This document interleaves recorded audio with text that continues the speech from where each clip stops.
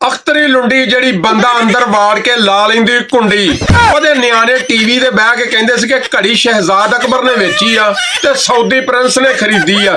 ਫਿਰ ਚੰਦ ਦਿਨ ਬਾਅਦ ਕਹਿੰਦੇ ਕਿ ਫਰਾ ਗੋਗੀ ਨੇ ਵੇਚੀ ਆ ਤੇ ਦੁਬਈ ਦੇ ਉਮਰ ਫਰੂਕ ਨੇ ਖਰੀਦੀ ਆ। ਰਾਤੀ ਉਹਦੇ ਨਿਆਣੇ ਆਂਦੇ ਆ ਕਿ ਘੜੀ ਜ਼ੁਲਫੀ ਬੁਖਾਰੀ ਨੇ ਵੇਚੀ ਆ। ਓਏ ਅੰਨੀ ਦਿਓ ਤੁਸੀਂ ਇਕੱਠੇ ਆਪਸ 'ਚ ਬਹਿ ਕੇ ਸਲਾਹ ਕਿਉਂ ਨਹੀਂ ਕਰ ਲੈਂਦੇ? ਉਹ ਭਾਈ ਘੜੀ ਕਿੱਦਾਂ ਭੁੱਲ ਸਕਦੀ ਆ? ਹਾਏ ਉਹ ਗਰਾਜ ਵਾਲੀ ਘੜੀ ਜਦੋਂ ਨੇ ਗਰਾਜ ਦੇ ਵਿੱਚ ਆਖਿਆ ਸੀਗਾ ਮੰਜੀ ਦਾ ਟੁੱਟ ਗਿਆ ਪਾਵਾ ਸ਼ੇਰ ਮੁਹੰਮਦਾ ਸ਼ਾਵਾ ਪਈ ਸ਼ਾਵਾ, ਨਹੀਂ ਭੁੱਲਦੀ ਇਹ ਘੜੀ। ਭਾਈ ਸਾਗਦਾਰ ਤੇ ਨਵਾਜ਼ ਸ਼ਰੀਫ ਵਰਗੀ ਮੁਲਕ ਤੇ ਮਸ਼ੀਅਤ ਕੋਈ ਨਹੀਂ ਚਲਾ ਸਕਦਾ।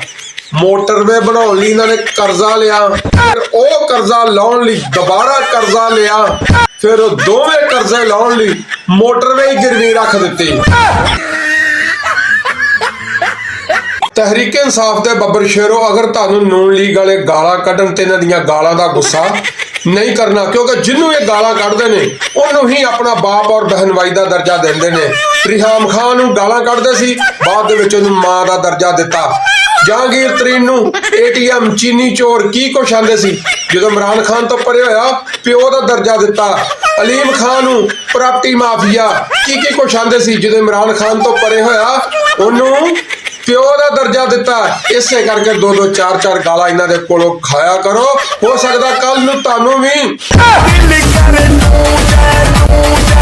ਰਾਤੀ ਖਾਬ ਦੇ ਵਿੱਚ ਵੇਖਿਆ ਵਾ ਚੌਧਰੀ ਪਰਵੇਜ਼ ਲਈ ਨਾ ਤੇ ਬੂਟ ਛੱਡਣ ਡਿਆ ਵਾ ਤੇ ਨਾ ਇਮਰਾਨ ਖਾਨ ਦੀ ਪਿਸ਼ਾਵਰੀ ਚੱਪਲ ਛੱਡਣ ਡਿਆ ਵਾ।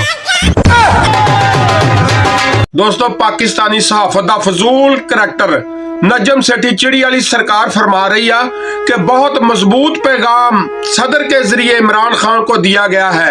अब अगर किसी ने फजूल बात की जो हशर हमने आदम सवाती का किया है फिर कोई नहीं बचेगा। इमरान खान ने भी करना है तो नहीं छोड़ेंगे, हमने अपनी फौज की हिफाजत करनी है।